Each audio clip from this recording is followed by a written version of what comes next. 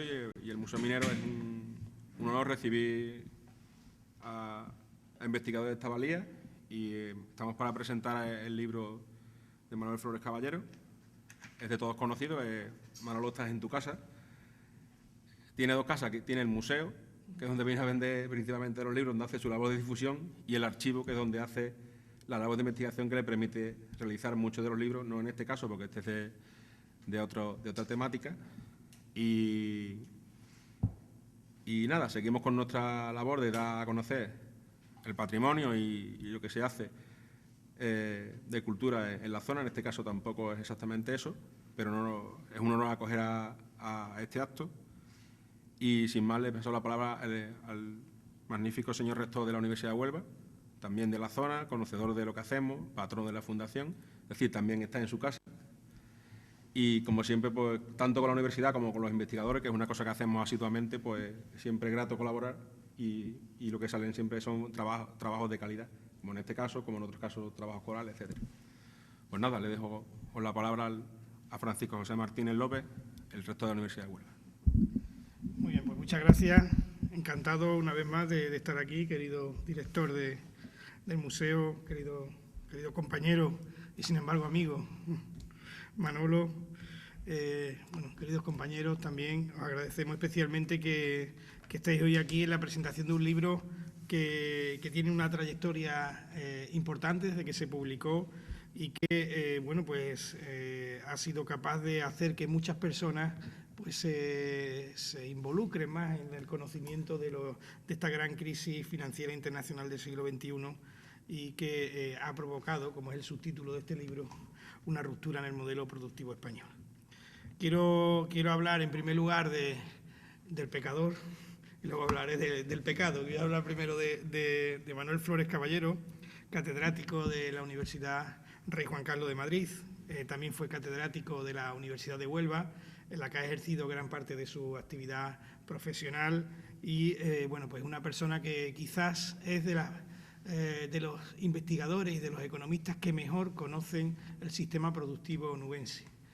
Y también hemos de decir que es uno de los investigadores que mejor conocen precisamente dónde estamos ahora, la cuenca minera y en concreto todo lo relacionado con la historia de la minería en su vertiente fundamentalmente económica y de funcionamiento como empresa.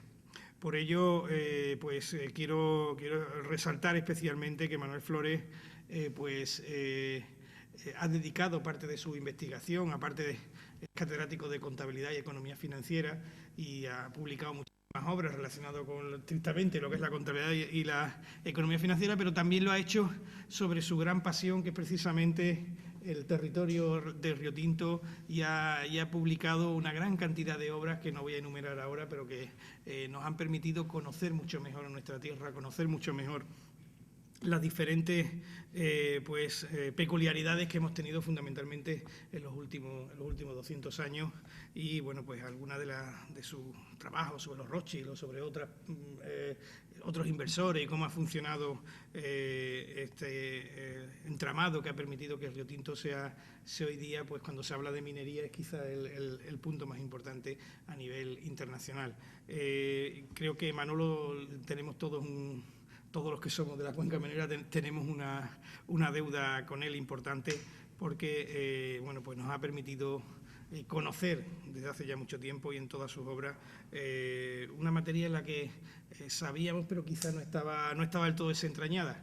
Hay que también agradecer el esfuerzo que se ha hecho por la Fundación Río Tinto, porque realmente el dar a conocer todo el patrimonio minero y el conservar, mejorar en el sentido de archivar, de recopilar y de ordenar todo el archivo, yo creo que ha permitido que los investigadores puedan trabajar hoy. Yo creo que hay que agradecerlo al director del archivo y a todas las personas que han colaborado para que hoy se tenga pues un archivo de primerísimo nivel para los investigadores, de forma que se pueda seguir conociendo todavía mejor nuestra tierra. Por lo tanto, como digo, pues Manolo, el pecador, como he dicho, es una persona que en el mundo académico está totalmente en su máximo esplendor en estos momentos. El hecho de que muchos profesores que hoy estamos en la universidad hayamos sido compañeros y alumnos suyos, pues también nos sirve para reconocer ese esfuerzo que ha hecho durante tantos años. Respecto al libro que hoy se presenta, la gran crisis financiera internacional del siglo XXI, ese que he dicho que es el pecado, por decirlo de alguna manera, pues si alguien está interesado en conocer qué nos está pasando en un momento tan especial, creo que este es el libro. En primer lugar, quiero indicar un aspecto de Manolo, que no lo he dicho en hacer una pequeña biografía de él, pero sí quiero resaltar que hemos ganado con este libro, porque hasta ahora sus publicaciones eran más bien del tipo de investigación, con un lenguaje orientado al investigador. Aquí hemos encontrado, y también creo que nos ha regalado él, pues la redacción hecha en torno a que las personas puedan leerlo sin tener conocimiento financiero. Yo creo que hemos ganado un gran divulgador de la ciencia con este libro. Para mí, si me preguntaran qué es lo que yo saco más importante de aquí, que espero que Manolo siga haciendo libros de este tipo, porque son muchas y muchas las personas que han podido conocer los entresijos de la crisis económica en la que estamos a través de la pluma de Manuel Flores. Es más, creo que en algunos puntos ha sido muy clarividente, y aquí en este libro que tiene muchos apartados pequeñitos y que van llevándonos poco a poco. Es un libro fácil de leer. Cuando Manolo me lo dio, que lo acababa de publicar, me dijo, tómatelo. Me puse a leerlo, y os voy a contar una anécdota, me puse a leerlo una tarde y hasta las 3 de la mañana, porque te incita a leerlo ya que estás puesto, y prácticamente me lo leí en una sentada, por decirlo coloquialmente, porque realmente al estar estructurado en temas que se tratan, temas pequeños que luego se van integrando en capítulos mayores, pues es muy fácil de leer y te da una idea muy clara, repito, de la situación de crisis en la que nos encontramos. Ahora Manolo explicará un poco pues cómo todas las burbujas, todo este tipo de cosas nos han ido afectando. Además, creo que permite dar una visión histórica, su vertiente historicista, gracias, entre otras cosas, a que ha investigado tanto la historia del Río Tinto, pues su vertiente historicista pues le ha permitido ver esta crisis desde un plano de gran angular, un poco más alto de lo que no se ha metido directamente en la crisis como hacen otros libros y te explican, ha empezado a hablar de por qué hemos tenido tantas crisis. Habla del sistema liberal, genera este tipo de cosas, genera estas crisis y, pues habla de las crisis desde el siglo XV o XVI hasta ahora, ha ido buscando todas las situaciones de crisis que hemos ido teniendo. No se ha remontado a la Biblia, que ya hablaba de los años de vacas gordas y vacas flacas, pero bueno, se ha remontado desde que tenemos una economía de mercado liberal o neoliberal, pues se ha remontado a esa época en la que las crisis se han ido sucediendo. Una de las conclusiones más importantes que hemos sacado, leyendo el libro, hablando con Manolo y con investigaciones que otras personas nos hemos ido dedicando, yo también trabajo mucho el tema de las crisis, pero yo trabajo el tema de las crisis al contrario que Manolo a nivel prospectivo, es decir, yo me dedico a predecir y Manolo se dedica a explicar en este caso. Y una de las características más importantes de esta crisis es que, como se dice en el libro, y creo que es muy importante, las crisis son consustanciales. Ya en la Biblia se hablaba de las vacas gordas y las vacas flacas, pero en todo el periodo que se ha analizado en el libro, pues se cuentan cómo en el siglo XVI había una crisis a lo mejor cada 30, cada 40 años, cada 50, es decir, la crisis siempre ha sido una onda que nos ha ido acompañando. El problema que tenemos es que esa onda se ha ido haciendo, para lo bueno y para lo malo, se ha ido haciendo mucho más corta y profunda. Ya no una onda muy larga, que en una generación te puede tocar o no te puede tocar, sino que tiene picos muy altos de optimismo y picos muy bajos de pesimismo, pero muy cortos. De hecho, lo más importante que se puede sacar en conclusión es que empezamos con las crisis del año 73, el año 80, la del 92, la del 2000, la del 2008, la del 2012, porque la crisis que tenemos ahora no es la del 2008. Esta es otra, que tiene otras implicaciones mucho más preocupantes que la del 2008, que es la que Manolo empieza a publicar. De forma que y el libro se publica pues en la primavera del 2012, Y bueno, pues desde la primavera, fijaros que no ha pasado ni 6 meses, o mucho menos, y la crisis ha cambiado. Yo ya a esta crisis que estamos ahora, la del 2012, le tengo más miedo que la del 2008, porque es una crisis que tiene ya unas repercusiones sociales, económicas, más que financieras. Ya no es una crisis que ocurre entre bancos y empresas, no, es una crisis social, por decirlo de alguna manera. Y por ello creo que este libro es muy recomendable que se lea, que se busque, analiza sin ningún tipo de problemas todos los, quiero decir, sin tabúes, no deja ningún tema, sino habla claramente y creo que de forma muy efectiva, y quizá que es la más compleja de la crisis, que es la crisis financiera, la explica magníficamente. Habla de la crisis productiva, habla de la crisis del ladrillo, habla de las diferentes burbujas, porque no ha habido una sola, ha habido muchas, y aquí se van describiendo una a una, con muchos ejemplos. Yo creo que todo el que lea, con muchas estadísticas también, muchas tablas, de forma que todo el que lea el libro pues tendrá la posibilidad, repito, de aprender, de conocer, y seguro que de apreciar a su autor y de ver cómo en esta situación en la que estamos, en la que todo el mundo vamos en un túnel en el que todo el mundo quiere ver la luz del final. Y bueno, pues ya cada uno que saque sus conclusiones. Como digo, yo me dedico precisamente a hacer predicciones y no voy a estropearos el día, aunque sí estamos seguros de que volveremos a tener periodos, como digo, estamos enrutando en una crisis detrás de otra, y estamos preveyendo que habrá una gran crisis que será sobre el 2020, 2025. Hay otros que piensan que va a ser en el 2035, de diversos investigadores, una gran crisis que cambie nuestro sistema de gestión de las empresas, de sistemas de gestión pública, que cambie la sociedad en rotundidad. Yo creo que no debemos de tenerle miedo a las crisis. Estamos es cierto que nos afecta a todos, pero también de las crisis se sale en muchos casos reforzado. La palabra crisis desde el punto de vista oriental es un periodo de cambio en el que siempre se gana. De forma que efectivamente hemos pasado por tres grandes... Voy a ser muy breve, Manolo, porque luego Manolo... Voy a ser muy breve. Desde nuestro punto de vista hemos pasado por tres grandes eras en la historia.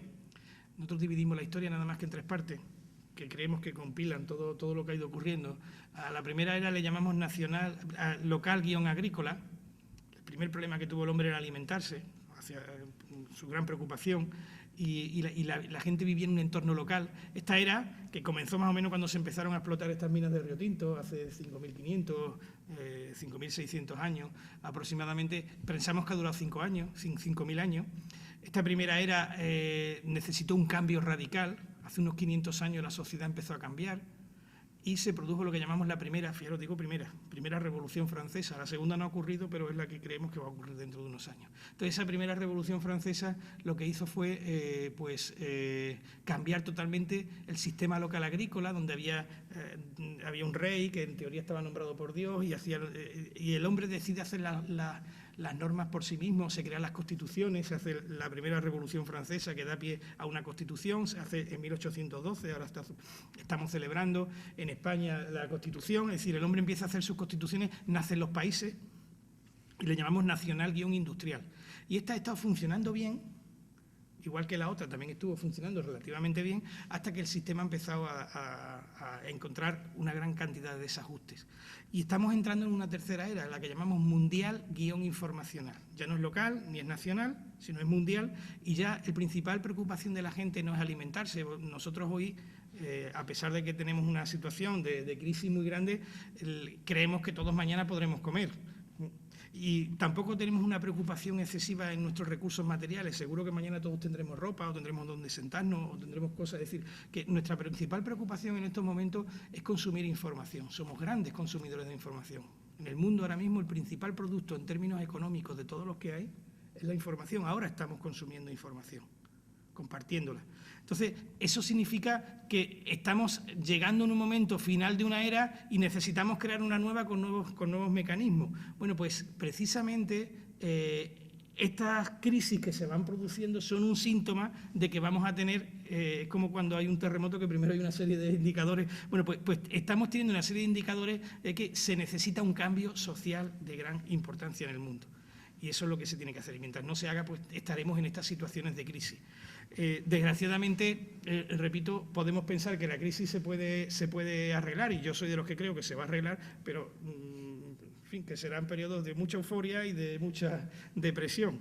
Así que, bueno, pues el que quiera, digamos, explicarse o entender cómo ha ido sucediendo esta crisis de 2008 a 2012, pues creo que la obra más importante donde pueden encontrarla es la gran crisis financiera internacional del siglo XXI, que además aborda la ruptura del modelo productivo español de nuestro compañero, amigo y enamorado de Río Tinto, Manuel Flores Caballero. Muchas gracias.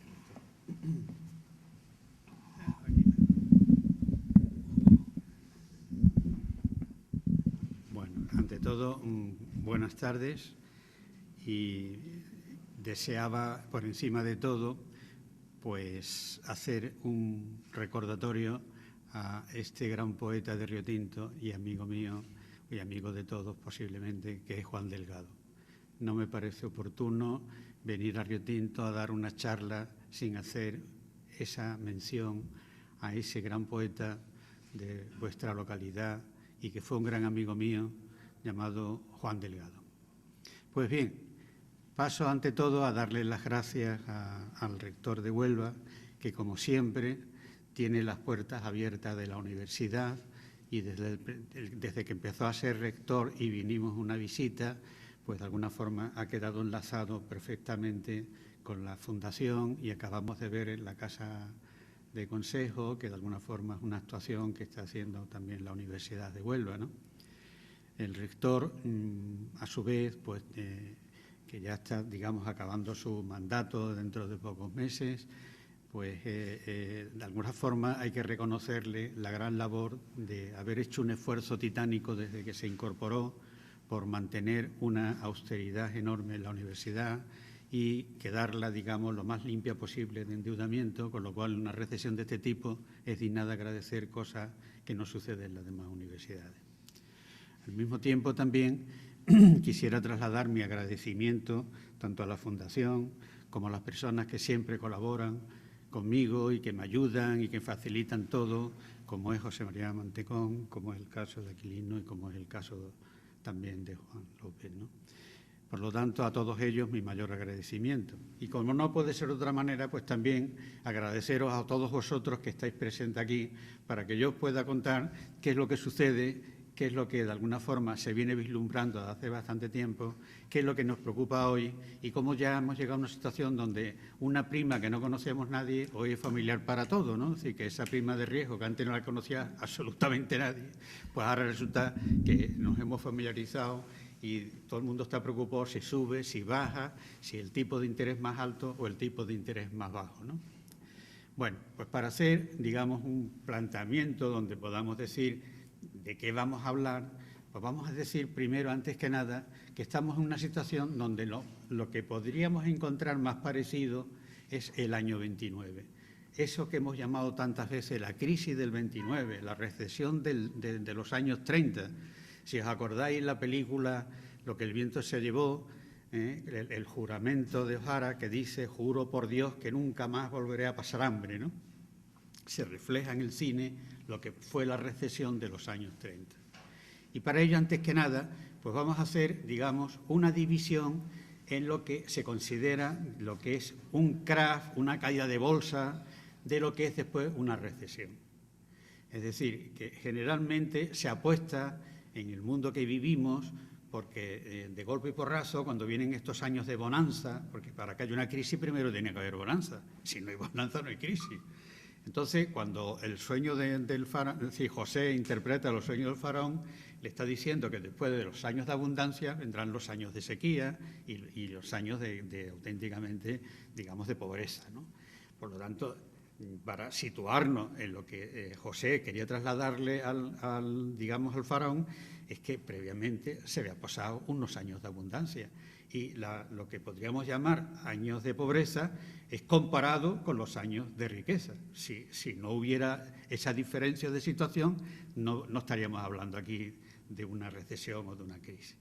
Entonces, trasladándonos a las décadas más actuales, podemos observar que en determinados momentos de ese bienestar, de esa superabundancia, pues se empieza, los agentes, evidentemente, que intervienen en los sectores, a actuar por revalorizar un bien determinado, un activo determinado, que puede ser los ladrillos, o puede ser la bolsa, o puede ser como pasó en Holanda en 1700 y pico con los tulipanes, ¿no? Entonces todo el mundo desea de comprar ese bien, ese activo, porque como está subiendo, no va a ser que me quede sin él, y además se gana dinero y entra la codicia humana. Y eso es lo que de alguna forma después pues, se articula, se mueve, se divulga y a todos nos lavan el cerebro y nos metemos todos en la operación. Es decir, nadie está ajeno a ella, sino que todo el mundo entramos en esa operación. Y cuando sale alguien diciendo, oiga usted, que eso está recalentado, dice, tú eres un loco, hombre. ¿Cómo va a estar recalentado? Con lo que yo estoy ganando. Todos los días miro las cotizaciones o miro lo que valen los pisos y que valen más. Tú eres un chalao, ¿no? Claro. ¿Qué es lo que sucede? Que evidentemente, cuando se vive en una espuma de ese tipo, llega un momento donde ya no hay más posibilidad de que siga subiendo. ¿Por qué?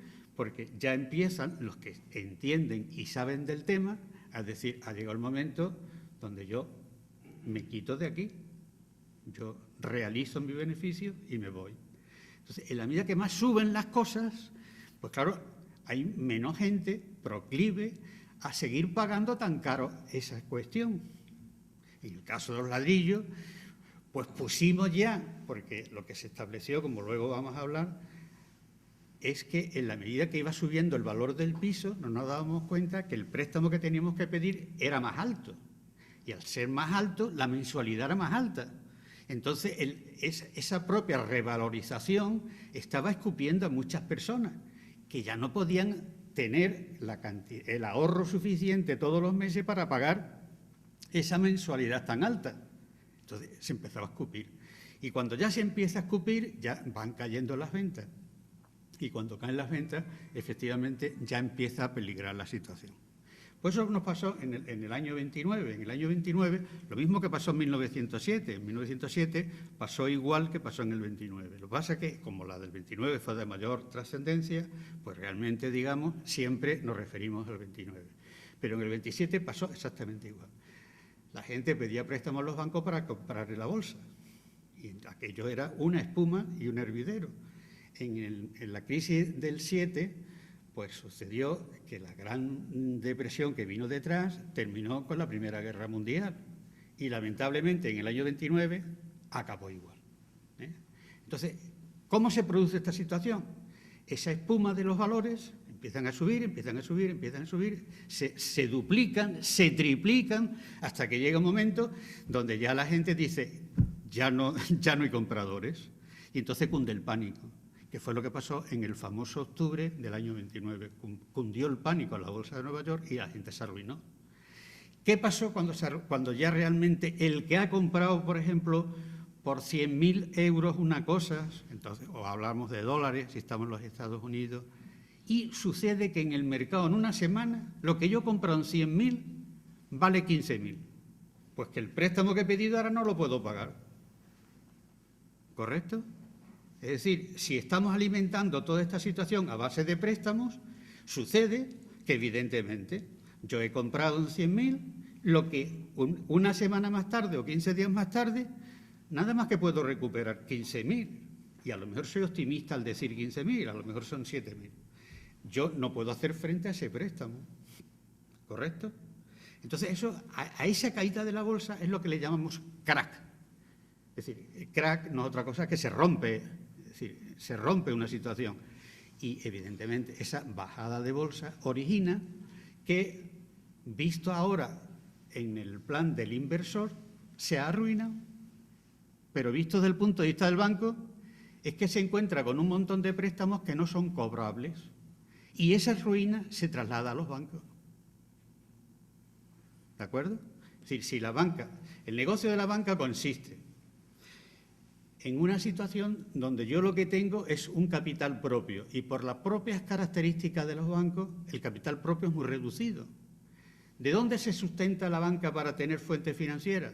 del dinero que ponemos todos. Uno pone 1.000 euros, otro pone 1 millón de euros, otro pone 100.000 euros, otro pone 30.000 euros. La suma de todo el dinero que nosotros ponemos, más el capital propio del banco, es lo que ahora ellos invierten, y lo invierten en forma de préstamos que le dan a sus clientes. Pues bien, si los préstamos son recuperables, el banco funciona magníficamente. Juega con sus tipos de interés, prima al depositante con un 2%, un 3%, un 4%, y por el contrario le cobra al cliente el 7, el 8, el 9, y de eso vive la banca, más las comisiones. ¿De acuerdo? Por lo tanto, cuando vienen estos periodos, la banca ahora se encuentra que los préstamos que ha dado no son recuperables. Son lo que se llaman ahora activos tóxicos. ¿Por qué? Porque no lo puede cobrar. Entonces, si decimos cuál es la cantidad que podemos cobrar en la banca y lo que le tenemos que devolver a los impositores, no tenemos dinero suficiente. El banco está en quiebra. ¿Correcto? Pues eso es lo que pasó en los Estados Unidos en el año 29. La falta de liquidez de los bancos hace que corten los préstamos. Veréis cuántas cosas parecidas hay con lo que estamos viviendo hoy, y luego vamos a hablar de lo que sucede hoy. Pero tomamos como figura marco lo que pasó en el 29, porque es la referencia más inmediata que tenemos, que es igual que la del 7, lo que pasa es que la guerra fue antes, ¿no? Entonces, cuando se cierra el crédito por parte de los bancos, los empresarios se quedan sin liquidez, no les renuevan sus préstamos, no pueden pedir préstamos nuevos, se cierra la actividad económica y eso origina el desempleo masivo, que es lo que se lleva al cine con esa película en el que O'Hara dice: nunca más en la vida, prometo nunca más en la vida ante Dios, que volveré a pasar hambre. Esa es la pobreza. Bien, trasladado al mundo de hoy, pues voy a explicar qué es lo que he hecho en este libro para luego trasladar el fenómeno a lo que se llama esta burbuja de los ladrillos. Yo he planteado el libro de tal manera que, en vez de entrar, como muy bien decía el rector, en la crisis así a seca, pues he hecho una especie de una introducción donde hago un relato del contexto en el que nos movemos hoy. Entonces, antes que nada, lo que digo, y le dedico a eso un apartado, es que estamos viviendo en un mundo donde la energía me refiero, el petróleo, está realmente en un periodo en el que cada día que va sucediendo es un bien más escaso y que el petróleo se sitúa en países que son conflictivos. Por eso la subida del precio del petróleo es una cosa que es inevitable. ¿Y eso por qué lo digo? Porque día a día estamos viendo cómo determinadas actividades dejan ya de ser competitivas como consecuencia del combustible. Por ejemplo, un barco pesquero consume una cantidad de petróleo al día que le hace de que si las capturas no superan ese gran valor de lo que están consumiendo, la actividad deja de ser viable, por citar un ejemplo. Toda la fruta que transportamos a Alemania o a los distintos países de Europa, en la medida que más se encarezca el combustible, evidentemente deja de ser eficiente. Por lo tanto, a la humanidad no le queda más alternativa que recurrir a las no renovables para que el mix sea más barato, hasta en tanto venga digamos, lo que consideramos el hidrógeno como fuente de energía masiva y que sea barata. Y parece ser, por lo que dicen los científicos, que eso no lo tendremos hasta que pasen 50 años más o menos. Y por lo tanto quiere decir que hay una necesidad enorme de que el mundo, es decir, el gran capital del mundo, investigue sobre esta actuación para que tengamos esa energía lo antes que sea posible. Otro punto que relato es la introducción de los productos de bajo coste. Es decir, desde que Nixon fue a China y se hizo el pacto del comercio libre, pues estamos viendo cómo ha habido una logística por parte de los países, principalmente orientales y sobre todo China, en el que ese producto que se fabrica a bajo coste en China lo tenemos en un tiempo récord en los establecimientos de los distintos países occidentales. Es decir, ya no vamos a un pueblo tal que no haya un montón de tiendas chinas. Evidentemente, en sus inicios tuvieron baja calidad, pero una cosa que van corrigiendo a un ritmo de vértigo. Es decir, hoy los datos que se están manejando es de que hay una media de 6 a 7 barcos diarios que entran en los puertos españoles, principalmente por Valencia y Barcelona. Tienen una red de distribución en las grandes ciudades. Si vais a Madrid al pasar por Fuenlabrada, veréis que no sabéis si estamos en China o estamos en España, ¿no? Porque todas las naves están todas puestas con letreros chinos, ¿no? Y la red de tiendas que tienen, pues hay que ir a cualquier ciudad, a cualquier pueblo, veis que, bueno, se están vendiendo los productos chinos a unos precios francamente que no se puede competir con ellos, ¿no? Inicialmente se empezó con las grandes marcas que compraban y fabricaban en estos países y ellos lo vendían, digamos, aquí en los países occidentales. Pero ya a su vez ellos han creado su propia logística. ¿Eso qué está produciendo en Occidente? Pues está produciendo en Occidente que en los países donde hay alta tecnología, su economía está desarrollada para que puedan vender esa alta tecnología y no les preocupa pues tener los productos usuarios que sean chinos, porque sean tal. ¿Por qué? Porque los compran a buenos precios. ¿Dónde radica el problema? El problema radica cuando en países que no hay esa alta tecnología, pues nos destruye la pequeña industria que tenemos y a su vez también nos destruye todo el mundo comercial.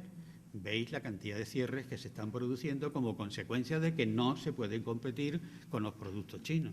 Es decir, cuando un señor tiene un establecimiento y frente a él tratan de abrir un establecimiento a los chinos, pues desde el día que se entera que ha firmado el contrato de alquiler, ya desde ese día puede poner su establecimiento en liquidación, porque es que si no termina arruinándose. Otro punto que toco es también, que también hay que tenerlo en cuenta para saber dónde estamos, es que el poder que tienen, digamos, los paraísos fiscales, de tal manera que de toda la vida han existido, digamos, estas cuentas bancarias ocultas, que su hábito estaba en que todo era secreto, ¿no? Pero de forma tradicional eso ha servido un poco como refugio a las grandes entidades, a las corporaciones, a las personas, a los políticos y tal, pues que era un refugio donde, bueno, pues ponían sus patrimonios y sucediera lo que sucediera, estaba allí su patrimonio.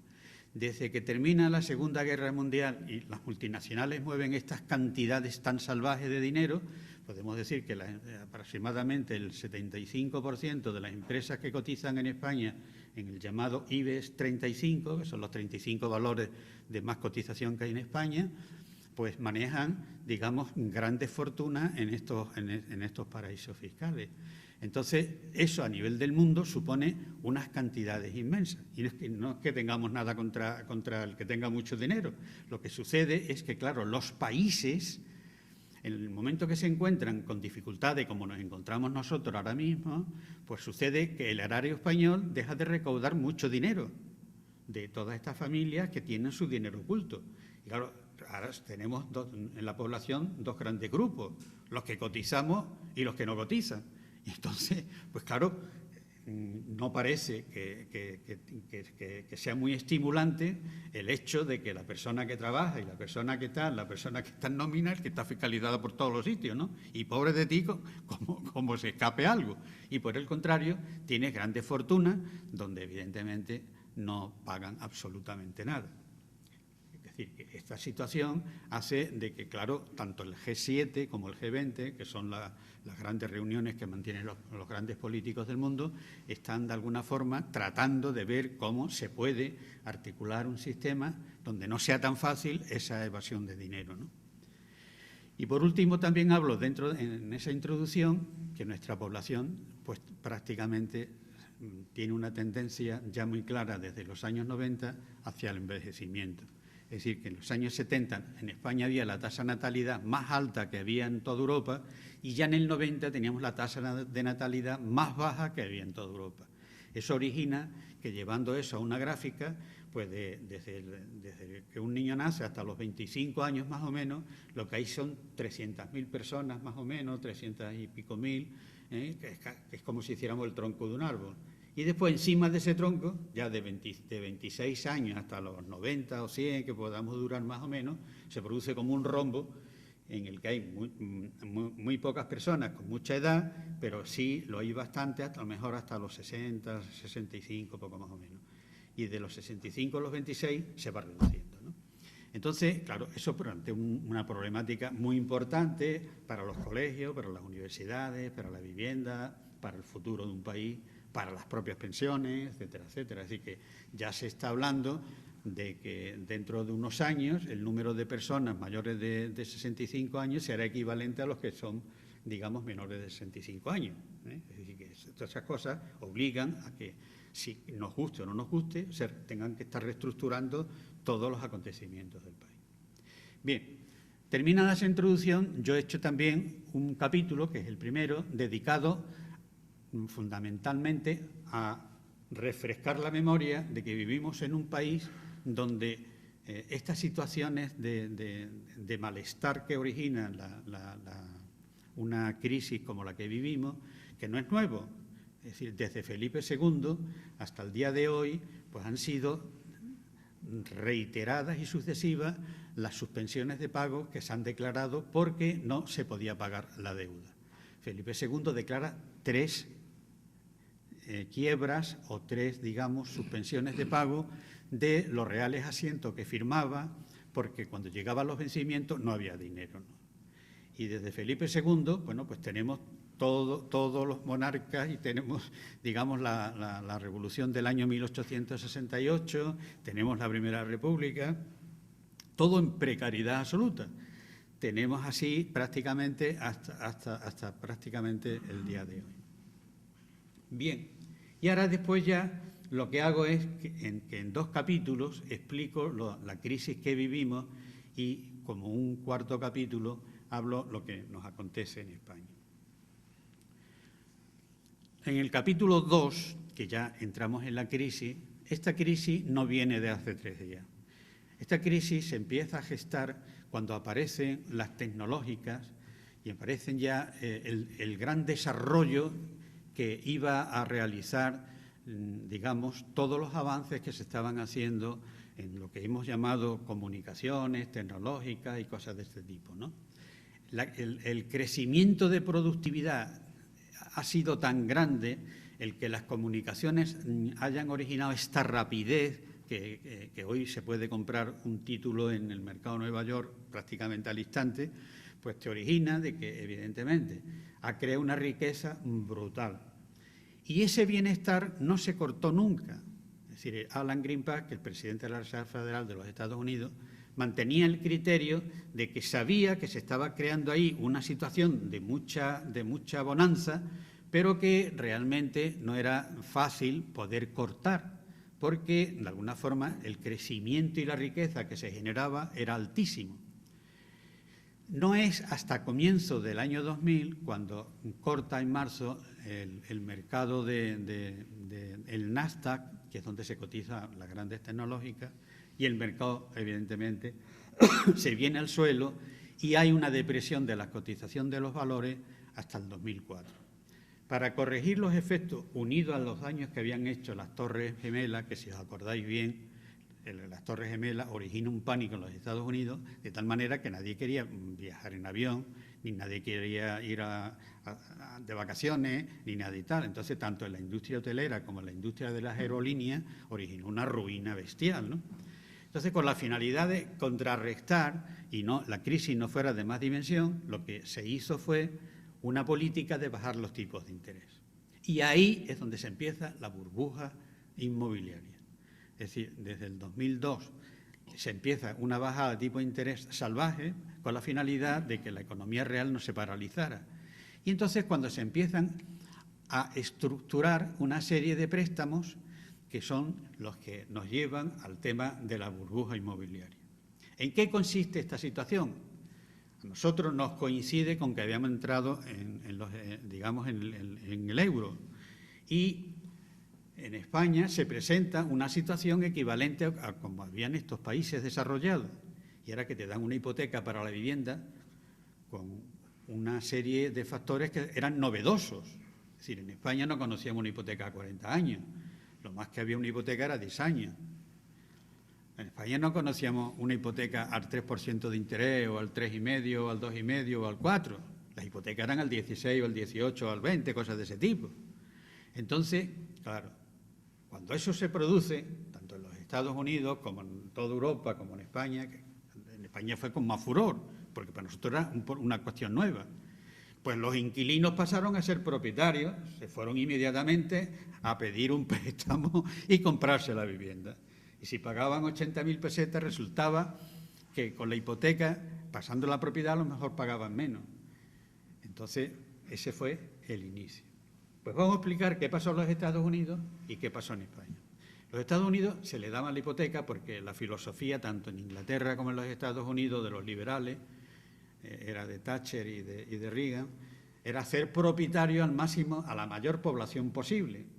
Entonces, para hacerlo, se creó una ley en virtud del cual te daban la entrada para la vivienda. Te hacían un seguro después y la hipoteca tenía 2 años de carencia. Y si no la querías pagar, esos 2 años de carencia, es decir, que nada más que pagabas intereses, no pagabas principal, sino más que intereses, te aseguraban para si había problemas o lo que sea, y lo pagaba el seguro. Eso estaba establecido legalmente. Entonces, ¿dónde estaba el secreto en los Estados Unidos? Porque en los Estados Unidos figuraba desde siempre lo que ahora se está luchando aquí, la adopción en pago. Y era que yo compro una casa, y aunque no tenga ni un dólar de ingreso, a mí me dan la casa, yo firmo el contrato, firmo todo. Si yo la puedo vender porque la he comprado en $60.000 y la puedo vender en 70.000, pues me he ganado $6.000, $10.000. Si la compro en $200.000 y la puedo vender en 240, pues me he ganado $40.000. ¿De acuerdo? Porque era una espuma la que había. Así se hizo inicialmente. Pero claro, cuando ya esta burbuja se recalentaron los precios, en el 2007 las casas de hipoteca ya quiebran por el hecho de que la gente le entregaban las llaves, porque veían que no tenían expectativas de vender. Había llegado ya a unos precios tan altos, como yo contaba en la introducción, que ya no se vendían. Al no venderse, ¿qué sucedía? Pues que evidentemente la gente entregaba las llaves.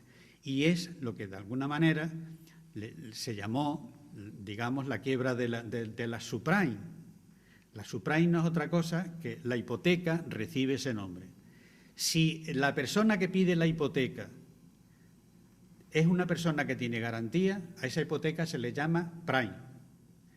Y si se ve que es una persona de dudoso cumplimiento, a esa hipoteca se le llaman subprime.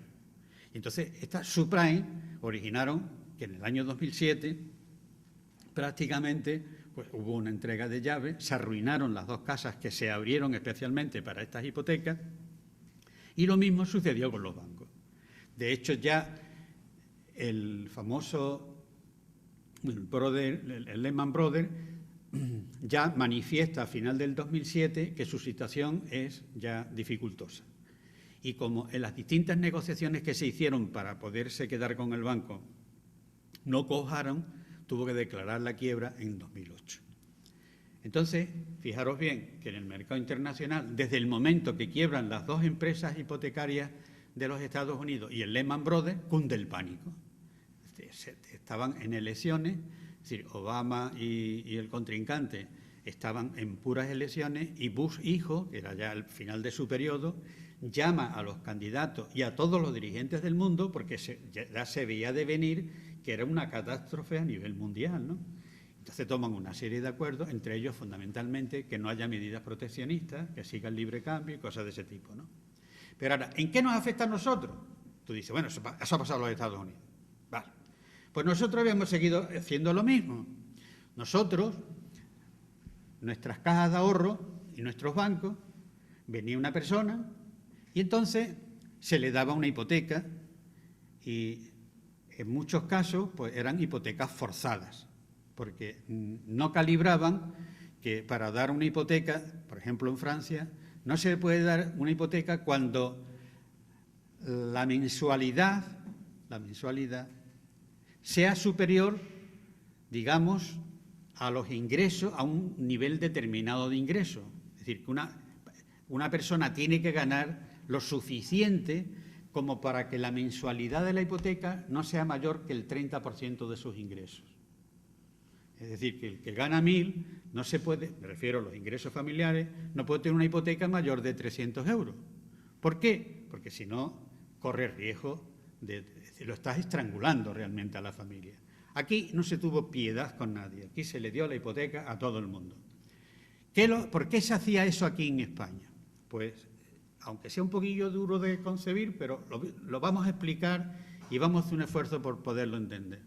Yo os he dicho antes que los bancos y las cajas de ahorro, digamos, tienen unos medios financieros, que es lo que ponemos nosotros, los depósitos que ponemos nosotros, más un pequeño capital que tienen las entidades, y con eso conceden los préstamos. Entonces, el número de préstamos los vigilaba el Banco de España, de tal manera que no tuviera más préstamos de las fuentes de financiación que tiene la caja o el banco. Pero ¿dónde estaba el secreto? Que cuando se entregaba el piso a un ciudadano que tenía ese préstamo hipotecario, ante notario, autorizaba, aunque no se enteraba siquiera, de que ese préstamo lo pudiera sacar el banco porque lo convertía en un título que se llama cédula hipotecaria. Entonces, ese título lo saco yo del balance, lo vendo en el mercado internacional, cobro unas comisiones y tengo liquidez otra vez, con lo cual el número de préstamos que puedo dar son ilimitados, porque todo consiste en ir, digamos, terminando las promociones, de tal manera que cuando entrego los pisos, en ese momento lo convierto en título y recupero liquidez. Entonces el Banco de España me mira y yo estoy perfectamente. ¿De acuerdo? Bien. Cuando quiebra el Lehman Brothers, ahora hay un acontecimiento nuevo, que nuestras entidades, aunque titularicen ese préstamo y lo tratan de sacar del balance, no tienen dónde venderlo, porque el mercado internacional ha reventado. ¿Y cuál es la situación de nuestras entidades? La situación de nuestras entidades es que todo lo que tengo en curso, como no tengo liquidez, tengo que decirle al promotor que pare la obra, porque yo no puedo darle más dinero, porque tengo mucho más préstamos concedidos en curso que depósito. Por eso las cajas quebraron y por eso realmente, digamos, quebraron determinados bancos. Medida inmediata de la banca, cierre de préstamo. Por eso cuando se habla por ahí, no se puede tal igual, es que no tienen dinero, están todos en la ruina. Entonces, ¿qué es lo que estamos viviendo? Estamos viviendo, al igual que en Norteamérica, Obama ha dado dinero y dinero y dinero, 2 billones de dólares, para poder, están inyectando liquidez para evitar que quiebre el sistema, y en puras elecciones eran 40.000 millones todos los meses. En Europa nos ha cogido sin tener configurado todo el sistema y toda la estructura financiera. Fijaros bien el tiempo que se lleva con Grecia, el tiempo que se lleva con Portugal, el tiempo que se lleva con Irlanda y el tiempo que se llevan con nosotros, ¿eh? Y no tenemos una respuesta y no tenemos una situación donde podamos estar. Pues bien, eso es, digamos, la situación en la que, de alguna forma, nos ha planteado todo el sistema financiero y todo el tema de ladrillo. La situación a la cual podemos conducir, pues nos ha cogido, como muy bien decía un día el ministro de Hacienda, mire usted me diga lo que quiera, pero es que no tengo dinero para pagar las nóminas. El drama se agudiza desde el momento, y por eso el título del libro lo lleva, la ruptura del modelo. Es decir, esto, a lo mejor en Francia o en Alemania, en lo que sea, tienen su fábrica, y hay una recesión, y hay que despedir a personas, y entonces, bueno, pues la persona se va a su casa, pero nada más que se reactive la economía, él tiene su puesto de trabajo. Nosotros apostamos por un sector, abandonamos los demás, no tuvimos piedad con los demás, digamos, concentramos todos los préstamos de los bancos y de las cajas de ahorro en el sector de los ladrillos, creció aquello como la espuma, Los solares se multiplicaron, el valor de los solares aproximadamente una media de 10 veces y claro, originó pues prácticamente una situación que ahora no es tan fácil de salir. Por eso cuando la gente dice, bueno, ¿y ahora cómo salimos? Usted, que eso no se aprieta un botón y salimos. ¿Por qué? Porque tenemos un excedente de vivienda, inicialmente era de 1 millón y ahora, con las casas que hay que estar recuperando por los embargos, aparte del drama social que eso supone, pues nos podemos ir a una cifra de más de 1.600.000, 1.700.000. Ese es el panorama que tenemos en España. Hemos destruido el sector de la construcción. Yo no digo con esto que no se vaya a poner un solo ladrillo, sino que ya no tendrá, ni tiene, ni va a tener, por lo menos en un tiempo bastante amplio, digamos, una situación de continuidad. Entonces, tal como se nos está planteando la situación, es de que, claro, nosotros somos un país importante y no tenemos la dimensión de Grecia ni la de Portugal, sino que somos 6 o 7 veces superiores a cualquiera de ellos, ¿no? Entonces, lo que nos propone la Unión Europea es de que se hagan no un rescate como estos países, sino que se hagan rescates parciales. Entonces, que haya un rescate para la banca y otro rescate para la deuda pública española, ¿no? ¿Y por qué estamos en esa situación? Pues porque desde el momento en el que el sector se paraliza, la caída de la recaudación de Hacienda o de la agencia tributaria se ha venido a la mitad. Es decir, que hoy, y así llevamos ya años, 2 o 3 años, estamos recaudando la mitad de lo que gastamos. Por eso, si observáis, aunque nos cuentan la película como un gran éxito, estamos necesitando todas las semanas 4.000 millones de euros. Es decir, que algo parecido, como si todas las semanas, para llevar nuestra casa, tuviéramos que ir a por 2.000 euros toda la semana, ¿eh? Entonces, claro, esto es una bola que estamos haciendo cada vez más gorda y que de alguna forma nos pone en una situación muy comprometida.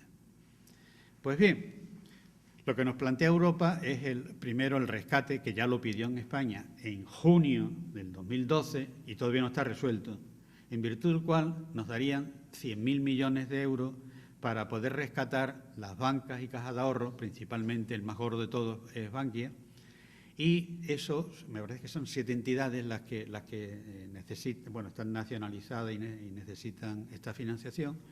El Estado aporta unas cantidades y se hace socio, si lo hace a través de unas aportaciones de dinero, hasta que estas cajas y estos bancos pues puedan reflotarse, y la idea que hay parece ser es que se vendan. Yo no sé si sería efectivo o no sería efectivo el tema, pero esa es la realidad. Por otro lado, a otros bancos se le ayudarían con unos préstamos puntuales, como es el caso de Bankinter, el Banco Popular, y hay un tercer banco que también lo que se le daría es un préstamo a un tipo de interés. Es decir, Europa nos cobra el 3 y a lo mejor pues a los bancos se le pone el 6, ¿no? Y después hay una tercera operación que consiste en la creación de SEREP, que es el SEREP Sociedad Anónima, que es lo que se denomina el banco malo, y es que consiste en que esos activos tóxicos que no se venden y que están en poder de las cajas de ahorro y tal, se pasan a esta entidad con la finalidad de que lo puedan entender, con unos descuentos salvajes. Es decir, que las casas y los locales comerciales tienen un descuento, estoy hablando de memoria, del 50 y tantos por ciento, 53, 54%, y los solares del 86%. Es decir, que a la banca le van a pagar y a las cajas el 14% de lo que valen los solares por sus hipotecas, y de las casas le van a pagar pues el 46 o 47% de lo que tienen registrado por el valor de sus hipotecas. Y de esa manera parece que se podría sanear y reflotar el mundo financiero. El Banco Malo parece que se constituye a 1 de diciembre con el nombre de SAREP y tendrá un objetivo de que en 15 años se pueda, digamos, deshacer de todos esos activos. Pues, en fin, esperemos que esa operación se pueda hacer con agilidad, pero que lo que no quepa la menor duda que el efecto inmediato puede que sea que se produzca una nueva caída de los precios de las viviendas, ¿no? porque hay que deshacerse de 1.600.000 viviendas, de que no son mocos de pavo, ¿no? Y después, el segundo rescate, pues sería sobre la deuda soberana. Ahí se habla de 300.000 millones de euros y lo que nos darían era, lo que nos van a decir es, mire usted, yo le voy a dar un préstamo al 3% y a pagar en 10 años, de tal manera que usted se reorganice con la finalidad de que usted no tenga el déficit que está teniendo. Entonces, claro, el problema no es tan fácil. Es decir, que parece ser que una de las auditorías que van a hacer ahora es la del sector público y, de alguna forma, pues se piensa que hay un excedente próximo al 1.000.000 de personas, con lo cual, con una tasa de paro como la que tenemos, pues imaginaros muy bien lo que es el tema. Entonces, quiere decir que esta es la situación que tenemos. ¿Que saldremos de la crisis? Sin duda. Es decir, que de la crisis vamos a salir. ¿Que va a ser difícil? Sin duda también. Va a ser muy difícil. ¿Que fundamentalmente nos puede poner en situaciones límite para muchas familias? Sin género de duda, ¿no? De que esto es así. Ahora, ¿qué es lo que nos pasa? Pues que evidentemente lo que no quepa la menor duda es que hay que reaccionar. Es decir, ¿usted cómo se resuelve? No, mire usted, la realidad es la que es, no la vamos a negar. Lo único que pasa es que lo que tenemos es que reaccionar, tener la inventiva de salir por nuevos canales, para muchos chicos jóvenes, y lo venía hablando con el rector.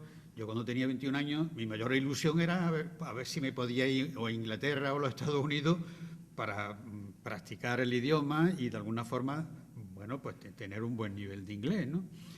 Es decir, yo he tenido la ocasión de estar en Brasil con unos señores precisamente que son de la provincia de Huelva y que están instalados en la bahía de Cádiz para abrir una empresa en Brasil y ya se han firmado 2 pedidos. Es decir, que yo aprendí en Río Tinto que cuando yo tenía mis 22 años, con la carrera recién terminada, pues aquí había geólogos, había mineros y había esto y el otro, que uno era del Canadá, otro era de no sé dónde, el otro era inglés, iba a trabajar a las Filipinas y de allí se iba al otro lado. Es decir, que no hay que tenerle miedo de ninguna clase a lo que se llama internacionalización. Es decir, que la internacionalización no solo es que puedas comprar productos de todos los sitios, sino que tú también puedes viajar a los diferentes sitios, ¿no? Es decir, que hay muchas alternativas. Hoy no quepa la menor duda de que 3 críos se juntan y tal y montan un producto, lo meten en Internet y yo no voy a decir que se hagan multimillonarios, pero se pueden crear un puesto de trabajo, es decir, se puede ganar un dinero lo suficientemente amplio como para que esto pueda de alguna forma ser eficaz.